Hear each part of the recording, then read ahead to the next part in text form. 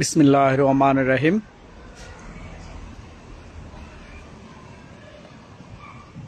আসসালামু আলাইকুম। দেশে এবং প্রবাসী যে যেখানে আছেন, যেখান থেকে এই মুহূর্তে লাইভটি দেখবেন এবং পরবর্তীতে যারা লাইভটি দেখবেন সবাইকে সালাম এবং শুভেচ্ছা জানাচ্ছি। ইটালিতে বসন্তের ছোঁয়া, প্রতিটি গাছে এবং ঘাসে নতুন পাতা গজিয়েছে, তাদের পানের সঞ্চার হয়েছে। এই ইউরোপের বসন্ত থেকে সবাইকে বসন্তের শুভেচ্ছা জানাচ্ছি। যে আজকে আমি আমার দাগনভূঞা নিয়ে কথা বলতেছিলাম, যে আপনারা সবাই জানেন এবং দেখছেন এবং অবগত আছেন যে দাগনভূঞাতে গত 17 বছরে একটি অঘোষিত রাজ্য শাসন ব্যবস্থা ছিল। ফেনী তথা দাগনভূঞা, যেটা বাংলাদেশের বাইরে একটি কান্ট্রি হিসেবে পরিচিত ধরলে, কারণ এখানে ছিল না কোনো রাষ্ট্রীয় আইন, কোনো বিচার ব্যবস্থা, কিছুই ছিল না। কারণ আদালতে গেলে আদালতের ডেট পর্যন্ত পাল্টিয়ে গেছে, রাতের 12টায়ও আদালতের ডেট চেঞ্জ হয়েছে, যেটা আমি নিজে স্বয়ং সাক্ষী আছি। কারণ এখানে নিজাম হাজারী এবং দিদার, এই দুই ব্যক্তির বাইরে, নিজাম ডাকাত এবং কালা দিদারিয়ার বাইরে কোনো আইন বিচার কিছুই ছিল না। সরকারি কর্মচারী কর্মকর্তাবৃন্দ তাদের দাসত্ব পালন করেছে এবং তাদের দাসত্ব হিসেবেই এখানে চাকরি করেছিলেন। একটি রাজ্য শাসন ব্যবস্থা ছিল। তো এখন তো 4 আগস্টে যেই খুন হয়েছে, 4 আগস্টে নিজাম ডাকাতের নেতৃত্বে, দিদারের কালা দিদারিয়ার নেতৃত্বে যে ফেনীতে যে খুন হয়েছে, সেই খুন প্রকাশ্য দিবালোকে সকলের সামনে হয়েছে। দাগনভূঞাতে গুলিগেলা, দাগনভূঞাতে ব্যাকের বাজার সহ দাগনভূঞাতে ছেলেগুলোকে ছাত্রদেরকে নিরস্ত্র ছাত্রদের উপর যে অত্যাচার হয়েছে, এটা কারো অজানা নয় এবং কারো অজ্ঞত সারেও নয়, প্রকাশ্য দিবালোকে। এবং এরা করেছে একই গ্রুপই, যারা ফেনীতে রাজত্ব করেছে, ফেনীর নিয়ন্ত্রণ করেছে, তারাই করেছেন, এর বাইরে কোনো ব্যক্তি ছিলেন না। তো অত্যন্ত দুঃখের বিষয়, ফেনী জেলা যুবলীগের সভাপতি বাসদ থেকে আগত, বাসদ দিদার অথবা কালা দিদার অথবা ইয়াবা দিদার অথবা খুনি দিদার অথবা মাদকে বুধ হওয়া, তার মতো মদ কেউ খায় না, সেই দিদারের আজ্ঞাবহ সিপাহ সালাদ ছিলেন ওসি আজাদের। এরপরে মা মেয়ে দর্শক ইউনিয়ন থেকে উঠে এনেছে কোনো এক অজ্ঞাত ছেলে, যার নাম মামুন। মা মেয়ে দর্শক হিন্দুদের অজস্র সম্পদ দখলকারী মামুন্যা দিদারিয়া ছিল। দিদারিয়ার সিপাহ সালার হিসেবে, সেকেন্ড ইন কমান্ড হিসেবে মামুন দায়িত্ব পালন করেছিলেন। এই মা মেয়ে দর্শক থানা আওয়ামী লীগের সাধারণ সম্পাদক মামুন, কসাই বাসের হেল্পার থেকে দস্যুদের অস্ত্র এবং দস্যুদের দ্রব্য সমগ্র বিক্রয় এবং দিদারের অস্ত্র দস্যুদের কাছে পৌঁছিয়ে দেওয়া সেই কসাই বাসের হেল্পার রেজু কসাইয়ের পোলা, বাসের হেল্পার সাইফুল্লাহ, তার ভাই রাসিল্লা এবং টোকাই তার ভাই পারভেজ্জা, এদের আজ্ঞাবহ এই সন্ত্রাসী চক্র একের পর এক দাগনভূঞা, কোম্পানিগঞ্জ, সেনবাগ, সোনাগাজী অঞ্চলে তাসের রাজত্ব কায়েম করেছিলেন। এখান থেকেই আবার সমগ্র দক্ষিণ অঞ্চলে পরিবেশন করা হতো। সমস্ত তথ্য প্রমাণের ভিত্তিতে কথাগুলো বলতেছি। সেই মামুন্যা দিদারিয়ার বিরুদ্ধে আজকে যারা রাজনীতি করতেছেন দাগনভূঞাতে, এত বড় বড় নেতা, এত বড় বড় লেকচার দেয়, যে আমার জানাবশত, আমার জ্ঞান প্রসূতভাবে, আমি ক্লাস 1 থেকে Daganbhuiyan Ataturk high school, Ataturk primary থেকে আতাতুর্ক হাই স্কুল, আমি এদেরকে এত বড় নেতা কখনো দেখিনি। এদের বেশিরভাগ লোকের পায়ে স্যান্ডেল ছিল না, এদের বাবারও স্যান্ডেল ছিল না, এক কথায় বুঝে নেবেন। এবং এদের বেশিরভাগই ছিল অশিক্ষিত, এখনো অশিক্ষিত। তো এই লিডারগুলো, এরা সবাই দিদারের অস্ত্রে, দিদারকে নিয়েই এরা চলাফেরা করছে এবং দিদারের টাকায় এরা অনেকে ঘুমাইছে, খাইছে, দাইছে, শুইছে।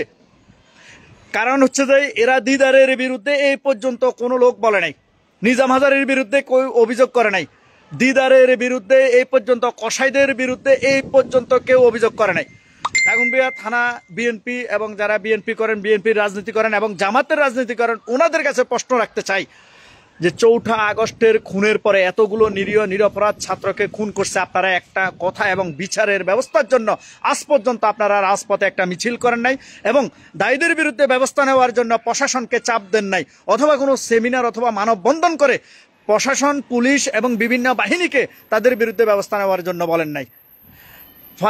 খুনি পারভেজ্জা এটা টোকাই, অশিক্ষিত, বর্বর, তার বাবা 50 টাকা দামের কসাই, রেজু কসাই, বা এক ভাই বাসের হেল্পার, এক ভাই টোকাই, এগুলো নিম্ন শ্রেণীর জানোয়ার।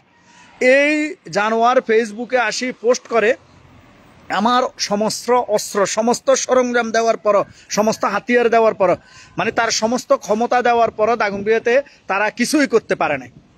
অর্থাৎ কি আপনারা বুঝছেন, দাগনভূঞাতে যে রাজনীতি খেলা চলছে, বিভিন্ন রাজনৈতিক দলের যে গ্রুপিং চলছে, এই গ্রুপিংয়ের মধ্যে দিদার, কসাই বাসের হেল্পার সাইফুল্লাহ, কসাই রাসিল্লা, কসাই ফারবিজ্জা, দিদারের আজ্ঞাবহ বাহিনী, মামুন্যার আজ্ঞাবহ বাহিনী, এরা চাইতেছে এই বিএনপির দলাদলিতে গ্রুপিংয়ের মাধ্যমে আবার লাশ পড়ুক। সে যে একটু লাশ পড়ুক, যে লাশের বিনিময়ে, যেই হামলার বিনিময়ে, যেই সন্ত্রাসের বিনিময়ে যদি 2-4টা লাশ পড়ে, তাহলে তারা তাদের সক্ষমতা বৃদ্ধি পাবে, তারা আবার তাদের কাছে ভালোভাবে আশ্রয় পাবে। সে আশ্রয়ের বিনিময়ে বিএনপি দ্বিধা বিভক্ত থাকলে, যদি বিএনপির এক শ্রেণীর লোক, আপনারা দেখেন দাগনভূঞাতে যারা বিএনপির নাম নিয়ে মিছিল মিটিং করতেছে, একটার প্যান্ট, জুতা, জামা কাপড়ের স্টাইল ঠিক নেই। অতীব নিরীহ লোকগুলো, সাধারণ ফ্যামিলির লোকগুলো।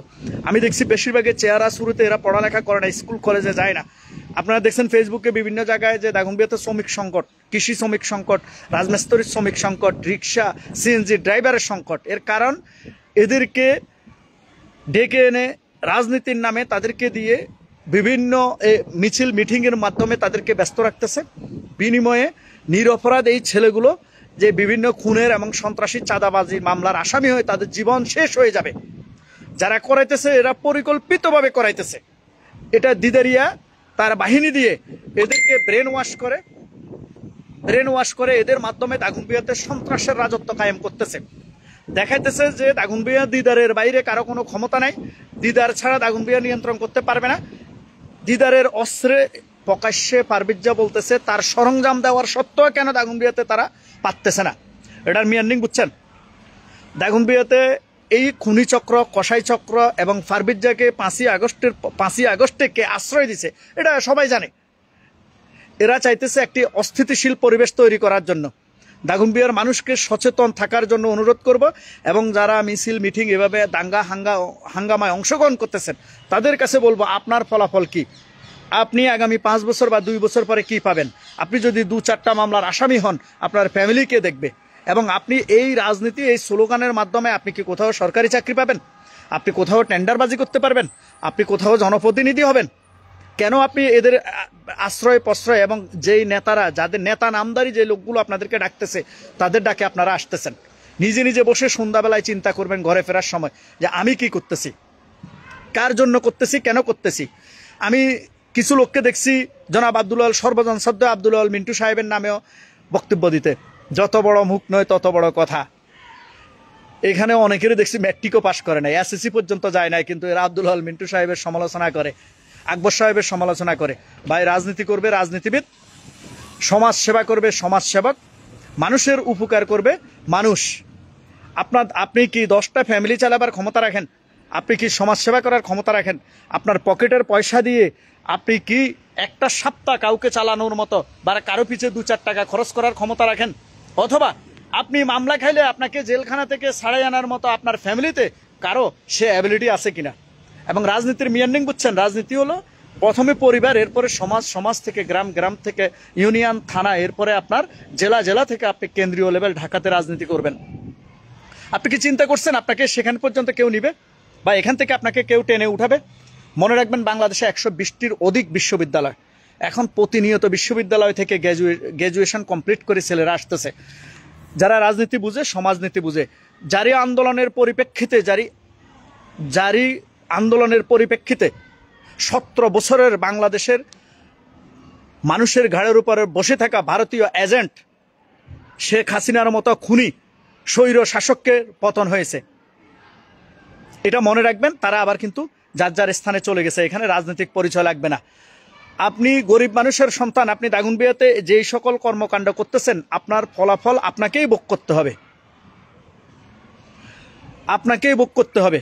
তো যারা এই পর্যন্ত দাগনভূঞার কোনো বিএনপি, জামাত অথবা কোনো রাজনৈতিক দল খুনি দিদারিয়া, কসাই চক্রের বিরুদ্ধে, খুনি চক্রের বিরুদ্ধে, নিজাম হাজারী চক্রের বিরুদ্ধে এবং 4ঠা আগস্টে সাধারণ নিরীহ জনগণ ছাত্র জনতার উপর গুলিকারী এবং তাদেরকে হত্যাকারীদের বিরুদ্ধে আজ পর্যন্ত আপনারা কোনো দৃশ্যমান কোনো বিচারের জন্য বলেন নাই এবং কোনো মানববন্ধন করেন নাই এবং রাষ্ট্রীয় প্রশাসনের বিভিন্ন স্তরকে এবং বিভিন্ন বাহিনীগুলোকে আপনারা চাপ দেন নাই। তাই সকলের কাছে অনুরোধ থাকবে এবং প্রশাসন যন্ত্রের কাছে অনুরোধ থাকবে, রাষ্ট্রীয় বিভিন্ন বাহিনীর কাছে অনুরোধ থাকবে, দাগনভূঞার প্রশাসন, পুলিশ এবং অবস্থানকৃত সেনাবাহিনীর কাছে অনুরোধ থাকবে যে আপনারা দয়া করে এই খুনিচক্র Didar Mamun, vice chairman Mamun, OC Azad সহকারে, ওসি আজাদ ফেনীতে অজস্র খুনের জন্য দায়ী, অজস্র খুন। শুধু আওয়ামী লীগ নয়, বিএনপি জামাতের উপর অত্যাচারকারী এই ওসি আজাদের হাতে ফেনীতে অনেক মানুষ লাঞ্ছিত হয়েছিলেন এবং ওসি আজাদ ফেনী থেকে কোটি কোটি টাকা ইনকাম করে নিয়ে গেছেন। এই ওসি আজাদের বিরুদ্ধে আজ পর্যন্ত ফেনীর কেউ প্রতিবাদ করেন নাই। একটা আইডি থেকে বলছে যে উনি মানববন্ধন করবে। ভাই, আপনাকে ধন্যবাদ যে সবাই যেন ওসি আজাদের বিরুদ্ধে সোচ্চার হন, ভাইস চেয়ারম্যান মামুনের বিরুদ্ধে সোচ্চার হন, দিদারের বিরুদ্ধে সোচ্চার হন এবং দিদারের গডফাদার হিসাবে নিজাম হাজারীর বিচার চান সবাই। এবং ফারবিজা যে বলছে তাদের অস্ত্রশস্ত্র, দিদারিয়ার সমস্ত অস্ত্র ভান্ডার, একটা মিনি ক্যান্টনমেন্ট দাগনভূঞাতে আছে। এই সকল অস্ত্র এবং মিনি ক্যান্টনমেন্টের মালিক বর্তমানে কে, দাগনভূঞাবাসী জানেন। এবং কারা এই অস্ত্রের কারণেই দাগনভূঞাতে এসে শক্তিশালী অবস্থান নিয়ে যখন তখন দাগনভূঞাতে মিছিল, মিটিং, দাঙ্গা হাঙ্গামা করতেছেন, তাদেরকে জিজ্ঞাসাবাদ করবে। ফারবিজার ফারবিজাকে প্রশ্রয় দিয়েছেন কারা, তাদেরকে দাগনভূঞা সবাই চিনে।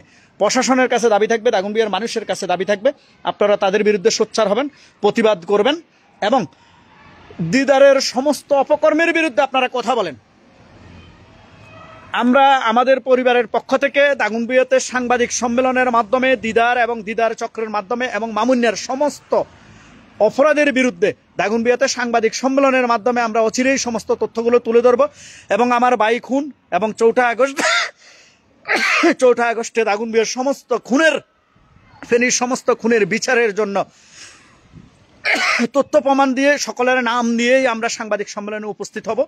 সবাইকে সুস্থ থাকার জন্য, ভালো থাকার জন্য, সকল অপরাধীকে অপরাধী হিসাবে দেখার জন্য, মাদক, ইয়াবা, হাইব্রিড, খুনি, সন্ত্রাসীর বিরুদ্ধে সোচ্চার থাকার জন্য, সকল খুনির বিরুদ্ধে দৃঢ় প্রত্যয়ে সোচ্চার থাকার জন্য, অন্যায়কারীকে অন্যায়কারী, অপরাধকারীকে অপরাধকারী হিসেবে বিবেচনা করে কাউকে ভয় না করে রাষ্ট্রীয় বিভিন্ন বাহিনীর সামনে তুলে ধরবেন এবং নিজ জায়গায় থেকে আপনি প্রতিবাদ করবেন। এই প্রত্যাশা করে আমার লাইভটি শেষ করলাম।